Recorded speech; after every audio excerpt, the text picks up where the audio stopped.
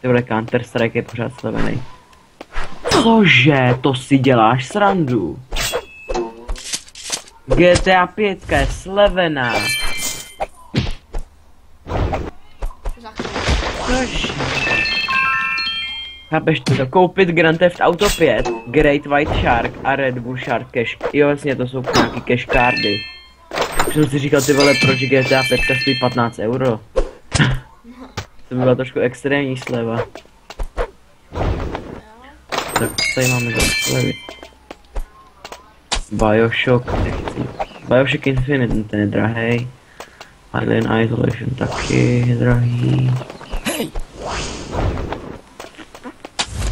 Bych si počkal na další slevu, nebo bych si koupil tam tu gamesu. Což nevím, co jsem to říkal, ale... Jurský park. Jurský park the game. A ono to stojí 7 eur. Já chci Jurský park hru. To je luxusní. Já mám, chápeš, já mám 5,71 a ono to stojí 7. Ty vole, o euro něco mi to nevychází. To naštve. Pořád nic.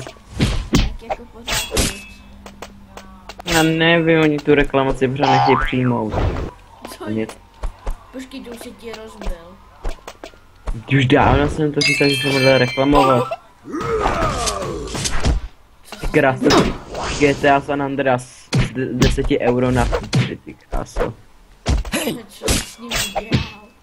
Nic, vole, jsem mi prostě vypnul, tak jsem ho nechal, přijel jsem domů, zapnul jsem ho a prostě mi svítila bílé obrazovka a nic se s ním nedalo udělat.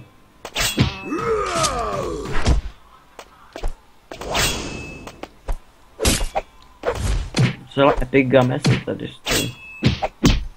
Až na to, že jsou všechny většinou dražší.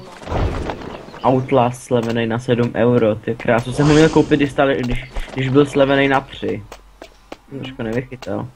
Já nevím, jako jestli bych ten Outlast natáčel, jako nebylo by to špatný, ale zase jako nechci se pochcet.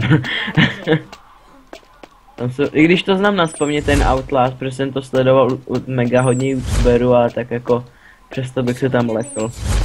Kdyby jsem zjistil, že jsem nezačal nahrát. No to by byl docela fail. Toho Dark Game, sice jsem ho ještě nepostavil, ale už má 4 háj. No to už má jenom 4 hápek.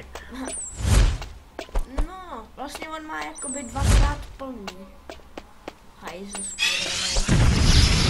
Goat Simul, aj kámo! Myslíš, že by byl dobrý nápad si koupit to i Lukáči? Myslíš, že by byl dobrý nápad si koupit Goat Simulator? Možná. Já vůbec nevím. Ty kráso, Rock of Ages stojí. To je za hru. To jak tam hraješ za tu kozu a všechno jítíš.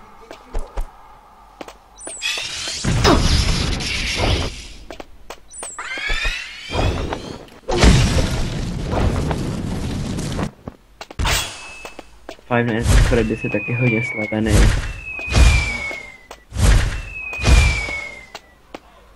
Assassin's Creed Rogue. Ty krásu, já bych to strašně takového Assassin's. Assassin's Creed Brotherhood za 9 euro. Proč mám takovou smůlu?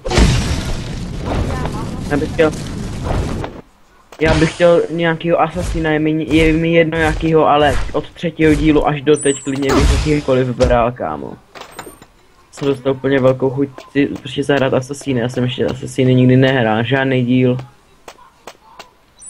Bych chtěl jednou koupit 2, ale řekl jsem si ne, to si radši počkám na 3, no a pak jsem si to koupil GTA 5, když vyšla.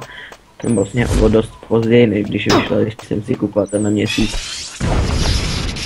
Assassin's Creed 1 za 6 euro. Tyjo, proč je Assassin's Creed 2 levnější než Assassin's Creed 1? To nedává smysl. Možná pro Steam, jo.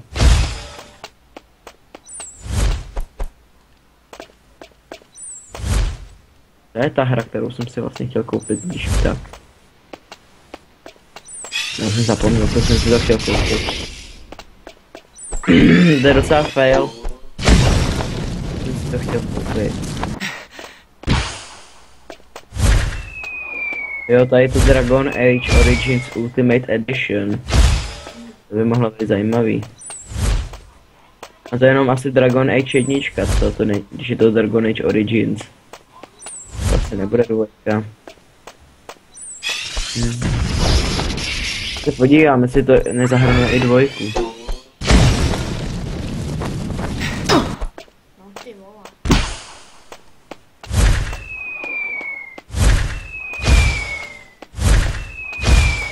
Aha, tak to je zajímavý. Nevíš, jak se jmenuje Dragon Age 2. Tuším. Ale vím, že je teď úplně nový a to je Dragon Age Inquisition. No já vím, no.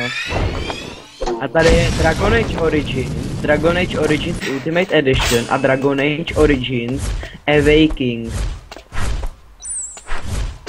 Takže to tady nastavuje. Neříkej, že tady není dvojka ani dvojka. Jo.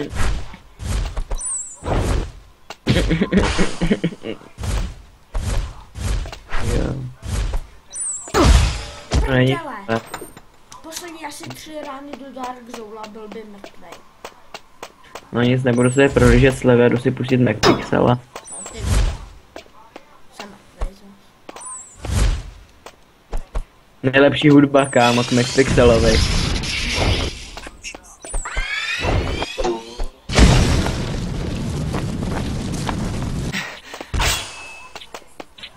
MacPixel má nejlepší hudbu. Která tě asi po 5 minutách hraní začne nejvíc štvát. Jardo, poraď, z čeho bych měl všichni natáčet?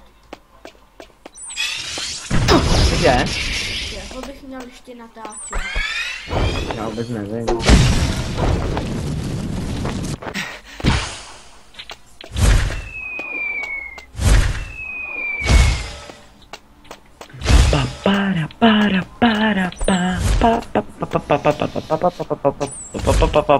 Hej Jardo, Ne, chapter round jsem dohrál. Jardo, Chapter. a u tebe si tady natáčíš. Ne.